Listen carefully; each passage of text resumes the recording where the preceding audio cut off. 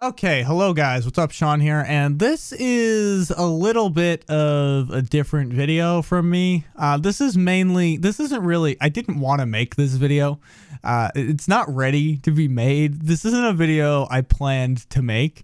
However, with the rumors that Watch Dogs at E3 is about to announce some sort of ability to play as any NPC in the game world, I felt it necessary to make this video to point out that I have been working on a game that is very much in the same vein, because like the way that it works right now is this, and I will explain that in a second, but the concept at its core was the ability to possess any, NPC, any character that you find in the game, whether that eventually is a boss of some sort or these characters. Like right now, every character has a sword. I have plans to put an axe in, or a hammer, or possibly some characters might have guns. I think the catch with the guns would be that you wouldn't be able to get more ammo. So they'd have like 100 bullets to start, and once you or the NPC use up the 100 bullets, like that's it. Because in my game, the objective really is to constantly be becoming another NPC. So it's very possible that this will break, because this isn't meant for anyone to have seen or touch, or it almost works half the time and then doesn't the other half of the time. That's the key here. But I've been working on this off and on for a year, and by off and on I mean like I'll get really into it for 3 weeks and then I'll run into something that doesn't feel fun or something that's not right, and I will walk away from it until I one day have an epiphany about what the fuck I could have done differently. But basically, like my game, you're always supposed to be evolving and becoming someone else. So like right now, like if I fight this fucker, and like for example, I don't really want to be this guy, so I'm not gonna be him, but I killed him, yay, whatever. So let's this guy has a sword that doesn't look like shit. The swords I know based on their appearance, the various values of damage. Oops. I didn't think he would turn around there. The various values of damage that they each do. But like when his health bar is red, so his health bar is red now, I can become him. Whoops, I don't remember. What is the control for this? Oh, there it is. When you don't know your own controls, because this is not supposed to be final. But you can become him, and now he has this sword with its various weapons and his health and his shield. So in the particular current build of the game, I was trying to focus on making something that I could make. I've never made a game. You might know that, or you might not, but I've never made a game. So the scope of what I can handle on my own at the present moment is limited. So for right now, the basic premise was kind of... the original idea spawned from Dead Cells. I don't know if anyone's played Dead Cells, but it's a roguelite like type thing. And the premise of this right now is when you possess a new NPC, because you take them below 50% of their health. So when they're below 50%, you can possess them. When you possess them, you don't change their health, and you don't change their weapon or any of that stuff. You get exactly what they had when you were hitting them. So like if you take them down like I did, I took him down to about like a fourth of his health bar. I have a fourth of my health left, but the shield that they have can replenish, and it can replenish in two ways. One, when you possess it, it automatically goes back to 100%. So right now I have about 900 health between the two of them. The other way to replenish it is by parrying. So sometimes this works. You can see it there.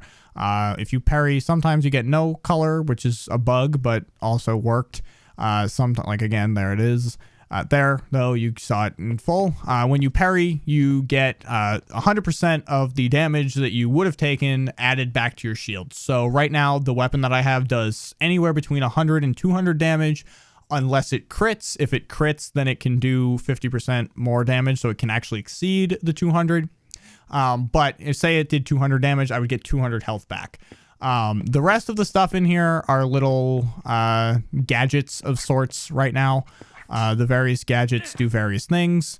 The map is randomly generated. The NPCs spawn in random locations. They are assigned random weapons. Each weapon has kind of, like I said, the base stats that it has, but you're not guaranteed to know what you're going to get.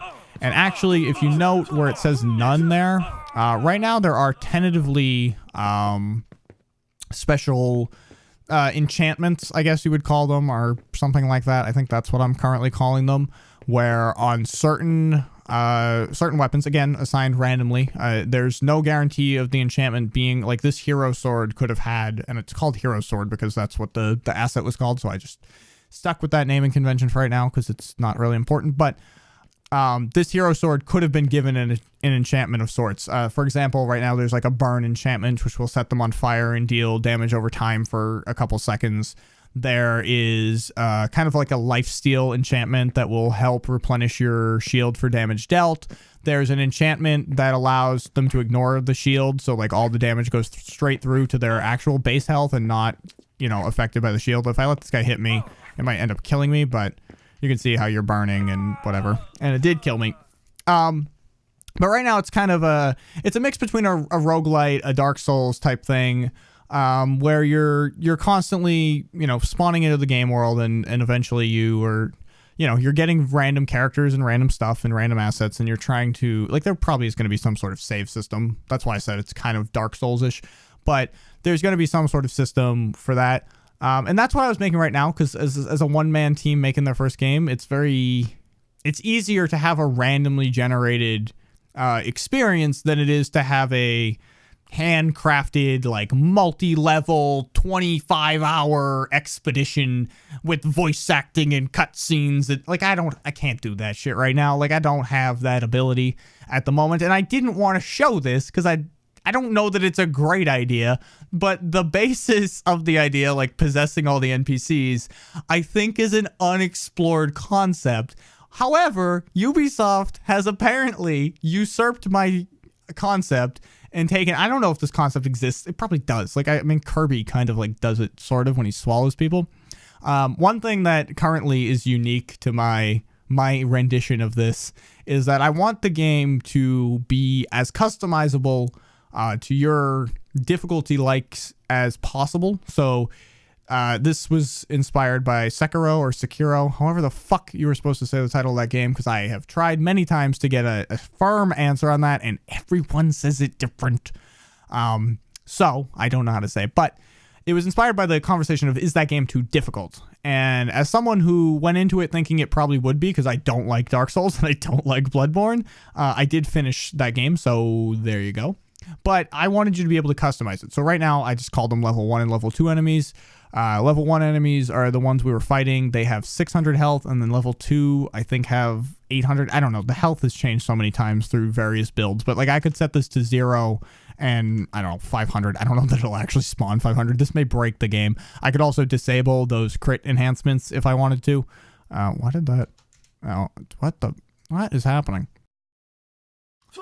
Alright, well, either way, I have deciphered that something is wrong with this particular computer right now, and something about the keyboard is manipulating the ability to do what I wanted to do and to show that you can control, you know, where the enemies spawn. Although, now it seems to have worked, because there does seem to be 6 million enemies, and did I ask for 500? I think I did, right?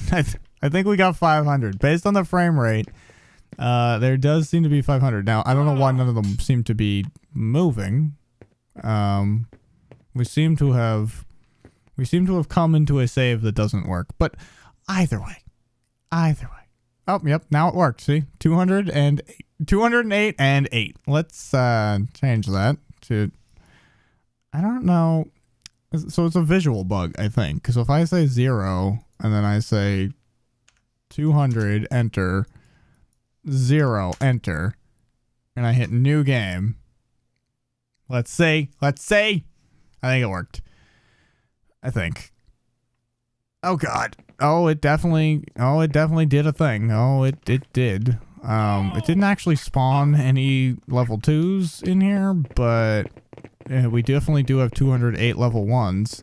Either way, though, you guys can kind of see how this game is supposed to be played. It's, I mean, one of my design goals, like, as you can see these little, like, the gadgets, look back to the gadgets for a minute.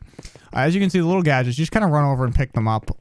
These crates actually do break, and that actually gave me a gadget thingy, but I really would prefer if you could just keep moving. So, like this, for example, when you throw it, spawns a little spear in the wall. You take the spear and it teleports you through the wall. So it's kind of like a little bit of a portal mechanic. You kind of can use it to get between various rooms quickly or to escape quickly. This is like a grenade thing. It'll throw out if it snares anyone, which for whatever reason it's coming out sideways right now, but you can possess people who it has snared. Although if you do that and you don't actually fight that person, so like if I fight him and oops, he killed me instantly. That weapon is, the one he was holding is actually very good. See, like this, all of a sudden it remembers. I don't know what, there's some sort of bug here. But, oh God, we just despawned and now we don't exist. So that's fun. Oh God. Oh, now we're back at the main. Who the fuck knows what's going on? At this point I have to restart the game because bugs are a thing. But I want, like, so when you possess someone by fighting them, the character that you were disappears. If you possess them by snaring them, then that character will become an AI and will also fight you, basically so that you can't go around eliminating everyone by not fighting them and simply by throwing the possession grenade at them. We do also have in this build a bouncing blade, so I missed, but it'll bounce between various enemies. I think it does it 8 times or something before it eventually gives the fuck up. It'll also bounce between you and the other person. This is meant to be a gadget, but this particular build was a merely a test of if the bouncing blade even was bouncing, because you know that wasn't happening for the longest of times. But yeah, so you can kind of see, you know, where I'm sort of going with this. I think that this build should allow us to go to the level that's completely different than this one. And I'm sorry about the controller sounds. It's the reality of this game being quite quiet and me being very near the mic. So that's just the reality. But if I could find a door, see, this is the problem with randomly generated levels, is I don't even know how to get the fuck out of here. So I'm just going to run around until I find one. There's got to be a door. Okay, here's a door. Hopefully we'll get to the next level. So right now I have 5 points. You get or memories is what I was calling them. You get a memory from every version you've killed. There's a theory that the story of the game will be that every character is you and you are every character, and it's kind of a nightmare dream. I'm not really sure. The story is unclear. But anyway, if that was the case, you have 5 points. I could upgrade the trap radius, or spawn a new pawn would allow you to as it says, reroll a random full strength pawn. So if you're low on health or you don't like your weapon or what have you, and you want to just become a completely different random character and you had 10 points to spend there, you could spend it and you would start this next level as someone completely different. Okay, this build doesn't actually have the new second room, but in the second room it's completely different. It's not this layout again, but in this build you just repeatedly generate another version of this layout over and over and over again, apparently. So this is a build that I could actually, you know, provide to someone else anyway. So I'm gonna honestly wrap this up here. This was more to kind of get my idea out there and to sort of to preempt the people who would claim that I stole this idea from Watch Dogs.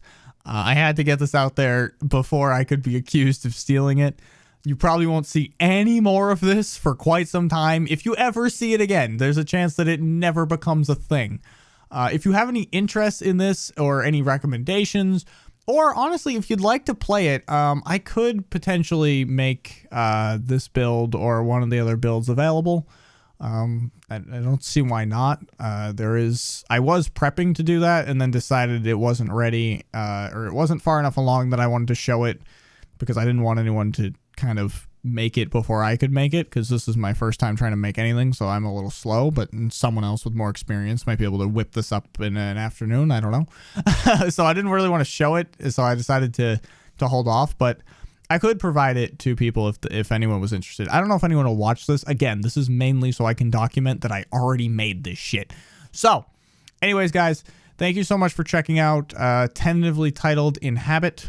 That's again one of those things where the title may change. We don't know. We don't know anything. But it's tentatively titled Inhabit. This has been Inhabit. I think it's pretty fun. I think the sword play and the fighting is getting there. Like, you know, we have all the dodge rolls, roll backwards, forwards, all of the dodging. You're invincible during your dodge. The target system is working a lot better. You have heavy attacks, which are guaranteed to crit, which I forgot to mention. You have light attacks, which you can combo like this. If you press that heavy attack while you're doing the combo, you can kind of do this sort of other little combo that also, you know, delivers a heavy blow.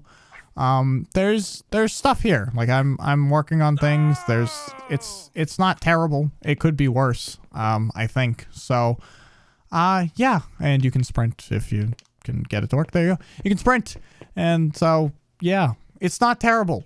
For a first project, it's pretty not bad, if I do say so myself. But I had to get this out there before Ubisoft fucking steals my thunder. So anyways, I'm really wrapping up this time. Thank you so much for watching. I'll see you all later.